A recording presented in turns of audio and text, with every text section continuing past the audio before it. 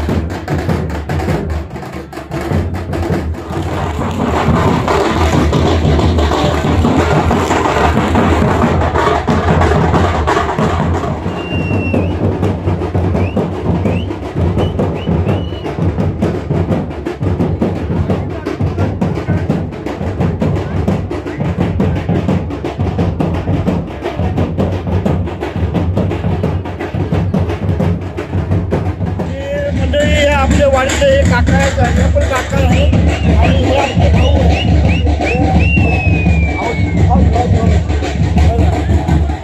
हे सगळे लोक पालखी नाचवायला खास मुंबईवरून आलेले आहेत शिमग्यासाठी। म्हणजे तुम्हाला दिसते बघा किती गर्दी आहे ती पालखी नाचवायसाठी। सगळे आपल्या वाडीतली लोक आहेत आणि थोडीशी आजूबाजूची लोक आहेत। तशी पालखी नाचवायला चालू होते आणि ढोल ताशाचा आवाज चालू झाला बघा। मंडळी ह्या आपल्या काकी आहेत आणि जेवण शिजवत आहेत। हे आज पालखी निमित्त एक महाप्रसाद म्हणून अरेंज केला आहे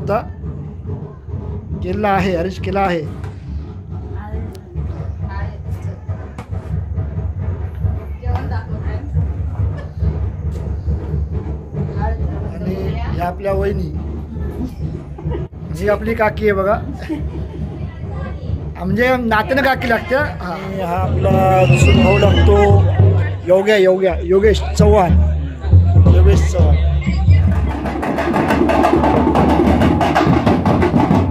म्हणजे अशा प्रकारे आमच्या बांबर तेलेवाडीची पालखीची नाचवली जाते। हे तुम्हाला कशा प्रकारे नाचवतो तुम्हाला दाखवायचा हा माझा छोटासा प्रयत्न होता। माझी आशा आहे की हा व्हिडिओ तुम्हाला नक्की आवडेल आणि जर कोणी माझ्या व्हिडिओ नवीन असेल लाईक, सबस्क्राईब आणि शेअर करायला विसरू नका। अशा नवीन व्हिडिओ दाखवून जाईल। पुढच्या व्हिडिओमध्ये तोपर्यंत धन्यवाद।